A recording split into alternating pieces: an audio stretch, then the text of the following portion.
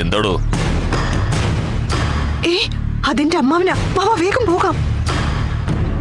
അഴിമതി ഇല്ലാത്ത ഇന്ത്യ ഉണ്ടാക്കാൻ പറ്റില്ല സാർ. എന്തിനോട് ഇങ്ങനെ ആവശ്യമില്ലാത്ത ചോദ്യങ്ങളൊക്കെ ചോദിക്കുന്നേ? എന്താ സാർ, ഏതാ സാർ ആവശ്യമില്ലാത്ത ചോദ്യം? രാജ്യം മുഴുവൻ അഴിമതിയിൽ മുങ്ങിക്കിടക്ക. തന്റെ ലെവൽ വെച്ച് തന്നെ താൻ 2 വീട് വാങ്ങിയില്ലടോ.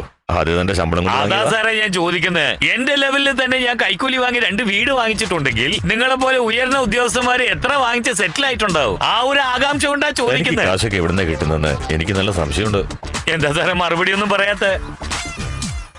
ഞാൻ സിംഹക്കുട്ടിയാ, തന്നെ പോലെ വൃത്തികെട്ടവനൊന്നുമല്ല.